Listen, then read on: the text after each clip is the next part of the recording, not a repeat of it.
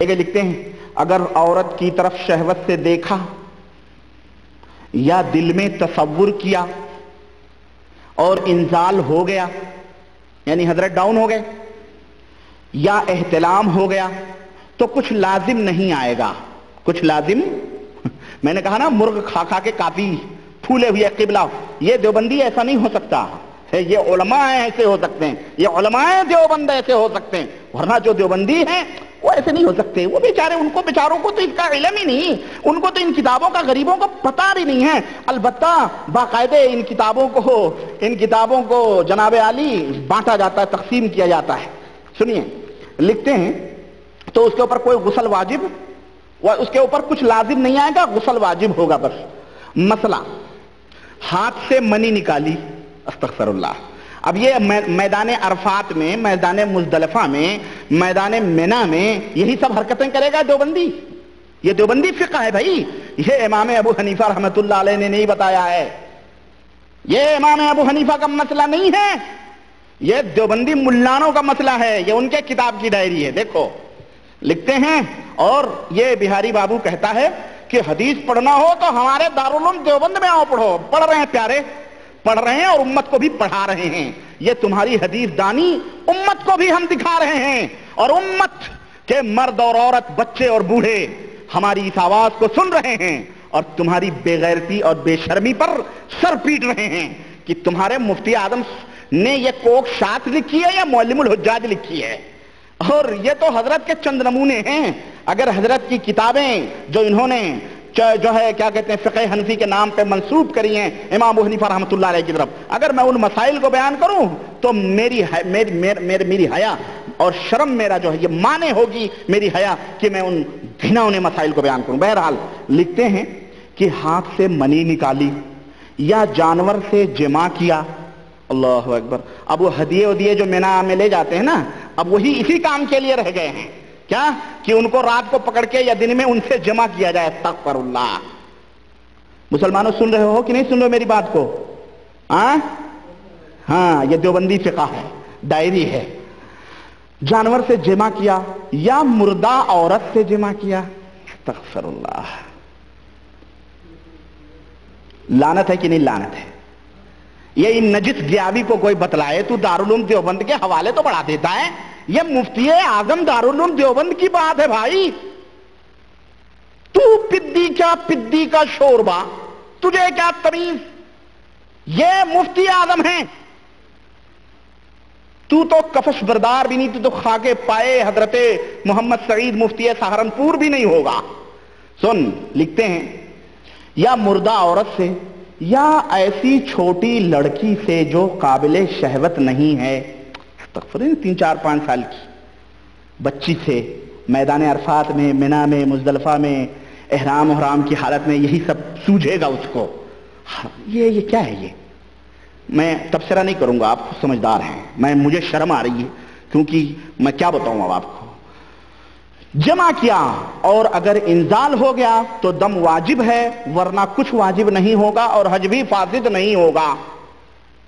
اس سے قطع نظر مسئلہ کیا ہے؟ مسئلہ چھوڑو، ارے مسئلہ تو اس بے غیرتی کا ہے جو تم نے یہاں نام ذکر کیے ہیں. دیوبندی مولانا حضرات، تم تو کہہ سکتے ہو ارے یہ جاہل آدمی ہے، اگر ایسا ہو جائے تو، اگر ایسا کوئی کر لے تو.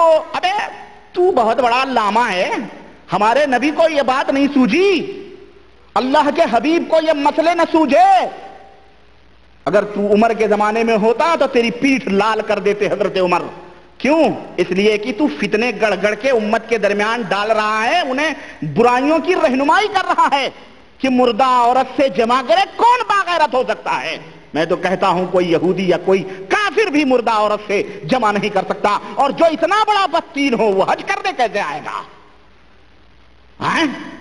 جو اتنا بڑا بے غیرت ہو کہ مردہ عورت بھی اس کے شہوت اور اس سے، میں سمجھتا ہوں یہ دیوبندی مولوی ہی ہو سکتے ہیں اتنے بے غیرت، ورنہ عام امت محمد صلی اللہ علیہ وسلم اتنی بے غیرت نہیں ہو سکتی. یہ دیوبندی ملا نے اتنے بے غیرت ہیں کیونکہ یہ ان کی باتیں ہیں. سنو اچھا جناب علی، مسئلہ ایک اور مسئلہ سن لیں آپ، چل لگے آتا ہوں.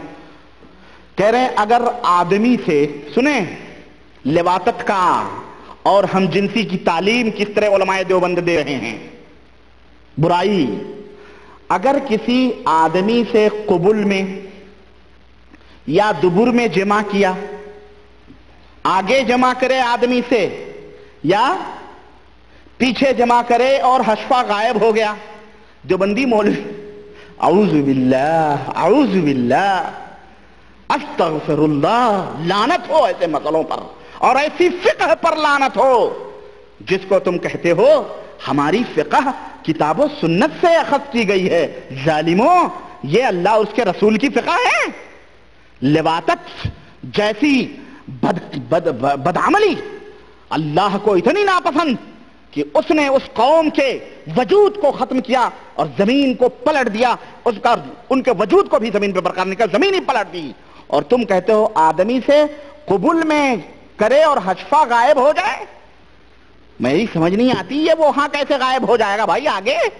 یہ دیوبندیوں کا اللہ ہی خیر کرے۔ بس یہ دیکھیں آپ، یہ ہے دیوبندی فقہ، اس کو کیا کہتے ہیں؟ یہ کس کو کیا کہتے ہیں؟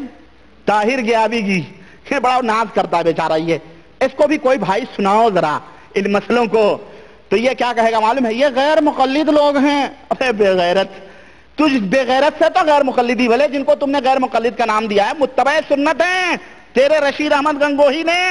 ہم تو کسی اور کی بات کو دلیل بھی نہیں مانتے، لیکن تیرے گھر کی کہانی میں بتا رہا ہوں، یہ فتاوی رشیدیہ میں ہم وہابیوں کو تیرے رشید احمد گنگوہی نے کہا اس دور کے متبع سنت ہیں وہ، لیکن تو اگر اس طرح بد زبان ہے تو تو کہہ لے غیر مقلد کہہ لے، اس میں کیا فرق پڑتا ہے؟ نبی صلی اللہ علیہ وسلم کو نہ جانے کیا کیا لوگ کہا کرتے تھے۔ تو شیخ عبد القادر جیلانی رحمۃ اللہ علیہ فرماتے ہیں کہ ان کو وہ گالیاں لگ نہیں جاتی تھیں، سمجھ رہے ہیں؟ لکھ رہے ہیں جناب علی حشفہ غائب ہو گیا، اب یہ کام ہوگا کیسے؟ سنو، کہہ رہے ہیں سونے کی حالت میں ہو یا جاگنے کی حالت میں ہو، خوشی سے ہو یا زبردستی ہو، عذر سے ہو یا بلا عذر ہو۔ بھئی عذر اور بلا عذر، کوئی یہ کام منی میں، عرفات میں، مزدلفہ میں حج کرنے آیا بیچارہ، وہ یہی سب کرے گا وہ؟ قصدن ہو یا بھول کر بھی ہو۔ بھائی میں نے صرف سمجھ نہیں آ رہی، ایک اگر بھول گیا تو دوسرے کو یاد نہیں رہا، دونوں بھول گئے، اور یہی کام کرنے کے لیے وہاں گئے، ان کو اور کوئی ٹھکانہ نہیں ملا مردودوں کو۔ لیکن میں کہتا ہوں یہ علماء دیوبند ہیں، عوام نہیں، عوام نہیں، علماء ہیں، علماء دیوبند کی ڈائری ہے یہ مفتی سعید احمد صاحب نور اللہ مرقدہ، اللہ ہی بہتر یعنی کی خبر میں کیا ہو رہا ہوگا، مفتی اعظم مظاہر العلوم سہارنپور، جہاں کے مفتی اس طرح کے درس دیتے ہو طلبہ کو، اور وہ طلبہ کیکڑوں کی طرح، میڈکوں کی طرح اور بجوں کی طرح ٹرٹراتے پھر رہے ہوں ہندوستان پاکستان میں، تو اللہ ہی خیر کرے۔ پھر تو انہی مفتی کے بنائے ہوئے، جیسے مفتی ویسے ان کے شاگرد، ویسے دوسرے مفتی لوگ۔ بہرحال جناب عالی، یہ رہا معلم الحجاج کا ایک نمونہ جو میں نے آپ کے سامنے پیش کیا۔ آئیے کنبا کجا کجا نہم تن ہما داغ داغ شد، میرے پاس ایک یہ کتاب تو میں سمجھتا ہوں بڑے بڑے علماء دیوبند کو بھی نہیں گزری ہوگی، طریق القلندر۔ کسی آدمی نے مجھ سے پوچھا تھا مولانا قلندر کس کو کہتے ہیں؟ میں نے کہا گدھے کو قلندر کہتے ہیں، قلندر مانے گدھا۔ یہ طریق القلندر کس کی ہے معلوم ہے آپ کو؟ یہ ہے حکیم الامت حضرت مولانا محمد اشرف علی صاحب تھانوی کی کتاب ہے۔ آپ کہو گے یہ تم کہاں سے بٹورتے ہو؟ یہ حضرت یہ میں بٹورتا ہوں نا، جو لوگ توبہ کرتے ہیں ہمارے برادر میں جدے کے، اللہ انہیں جزائے خیر دے، ہاں انہوں نے پورا ملغوبہ پورا اٹھا کر کے دیا ہے کہ یہ لے جاؤ آپ۔ ہم نے کہا لاؤ بھائی یہ تو ہمارے ہی کام آئیں گے۔ اس کے اندر بڑے بڑے واقعات ہیں قلندری کے۔ بہرحال حضرت کا میں کیا بتاؤں، ہمارے ہاں جو مجنون قسم کے لوگ ہوتے ہیں نا، وہ مولانا اشرف علی صاحب تھانوی کہتے ہیں، اب میں اس کا حوالہ کیا دوں، بس یہ یوں سمجھ لیں طریق القلندر۔ اب اس میں ایک بہت بڑا واقعہ ذکر کیا ہے حضرت غوث یہ طریق القلندر صفحہ نمبر 54 5454، ناشر ادارہ مدرسہ نور محمدیہ قصبہ جھنجھانا ضلع مظفر نگر یو پی، ہاں، اور اللہم صلی علی محمد، اس کا جو ہے پرنٹ اونٹ نمبر کیا ہے بھائی؟ سن 1960 طبع اول، میں تو سمجھا میں پیدا ہی نہیں ہوا تھا، ہے نہیں، 67 सन 1907 साल का फर्क है बिल्कुल हमारी पैदाइश से पहले की। ये किताब है मौलाना अशरफ अली साहब थानवी की। ये देखें, लिख रहे हैं कि शेख अब्दुल कादिर जिलानी बहरहाल रात को उठे, उनका खादिम भी देखा कि रात को उठ रहे हैं तो क्यों उठ रहे हैं जरा देखूं। अलमुहिम आगे चलते चलते कहते हैं बहरहाल बड़ा लंबा वाक़या है, मैं आपको क्या बताऊं। बहरहाल उसका लुब्बे लुबाब ये है कि हजरत यानी उनके पीछे पीछे चला, वो मुरीद उनके पीछे पीछे लगा रहा खुफिया तरीके पर। हजरत गौसे आजम को पता नहीं, वो गौसे आजम जो बगदाद में बैठ के यहाँ मुरीदों की मुश्किलें हल करते हैं, पीछे चलने वाले मुरीद का भी इल्म नहीं उनको। ये इनके गौसे आजम हैं। देखें, कह रहे हैं भाई चलता, कह रहा है वो मुरीद कह रहा है कि एक शहर पनाह का देखा, वहां कुफुल खोला, आगे बढ़े, बहुत बड़ा भारी शहर नजर आया, बगदाद के करीब इतना बड़ा शहर।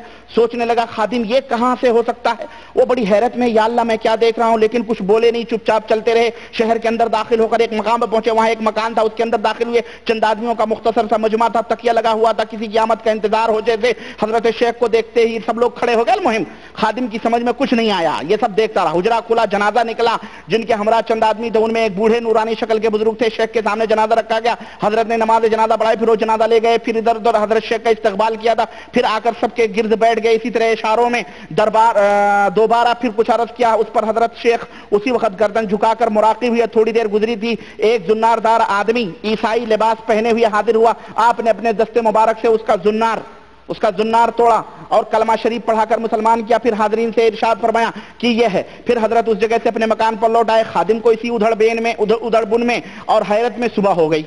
आए अल्लाह, यह किस्सा क्या। सुबह हुई तो चूंकि उस्तादी शागिर्दी का भी मामला पीरी मुरीदी से बढ़ के होता है, इसलिए उस उस्ताद ने, उस शागिर्द ने बेतकल्लुफ होकर शेख अब्दुल कादिर से पूछा कि हजरत वो क्या है। तो कहने लगे, हजरत ने फरमाया ये है असल चीज जो सुनाने के लायक है, जिसके लिए मैंने इतना लंबा वाकया बयान किया। कहते हैं मुझे फरमाया कि वो शहर मूसल था जहां मैं गया था। वो शहर कौन सा था? मूसल। ये कहां है मालूम है? हल्ब और मूसल ये जो है मुल्क शाम की तरफ है।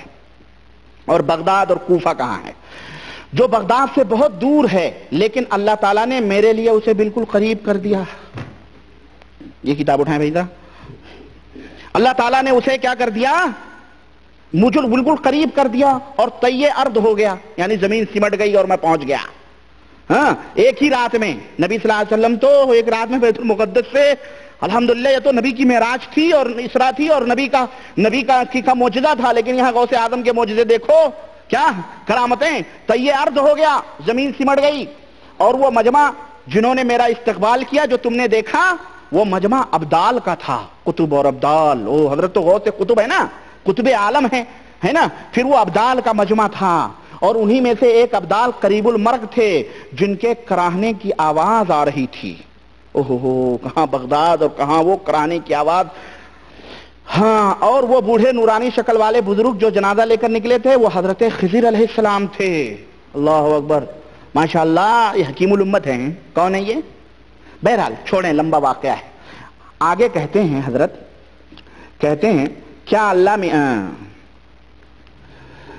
चूंकि काफिर तो किसी ओहदे बातनी पर हो नहीं सकता, जैसा कि आजकल लोग समझते हैं कि चमार चूढ़े भी साहब खिदमत होते हैं। क्या अल्लाह मियाँ को खिदमत के लिए मुसलमान नहीं मिलते जो चूढ़ों चमारों से काम लें? सुभान अल्लाह, अच्छी कदर की विलायत की खूब समझ लो कि काफिर हरगिज वली नहीं हो सकता। और अगर किसी काफिर को वली करना भी होता है तो अव्वल उसको इस्लाम की तौफीक दी जाती है। चुनांचे उस नसरानी के मामले में भी यही हुआ कि कुस्तुनतुनिया से एकदम जमीन की तनाबें खींचकर उसको हजरत शेख की खिदमत में पहुंचाया गया। और कुस्तुनतुनिया कहां भैया? वहां से बिल्कुल तनाबें खींच के, जैसे कि उसको चर्च से निकाल कर हजरत गौस पाक की खिदमत में पहुंचाया गया। हजरत शेख की तवज्जो की बरकत से कलमा पढ़ने के साथ ही वो रुतबे हिदायत अब्दालियत पर पहुंच गया। एक ही नजर में क्या हो गया? वो अब्दाल हो गया। मुसलमान ही नहीं, मुसलमान तो हुआ ही, वो अब्दाल भी हो गया। हालांकि ना मुजाहिदा किया ना रियाजत। इसी को तो कहते हैं कि हजरत मसूद बुक की मुर्शिद चुकामिलत चिल्ला शुद शुद नजुद नजुद, लेकिन ये महज नादार ही है, कभी ऐसा भी हो जाता है। अच्छा, हजरत आगे लिखते हैं, अल्लाह अकबर, यानी इनके बारे में क्या कहते हैं, इसको मैंने थोड़ा सा पढ़ा है, इसमें जहां जहां निशान हमारे भाई ने लगाया था। बहरहाल इस्तिग़राक़ के आलम में, जज्ब के आलम में जो है जो होते हैं और लोग उसको पागल समझते हैं, حالانکہ یہ پاگل پنی نہیں ہے، بلکہ یہ جو ہے یہ بہت بڑا درجہ ہے۔ کہتے ہیں حضرت قلندر علیہ الرحمہ مزار کے قریب بہرحال جس میں حضرت کا روحانی فیض شامل ہونا بھی بعید نہیں، اس لیے میں اس کا ثواب حضرت کی روح مبارک کو پہنچاتا ہوں۔ قلندر کی جو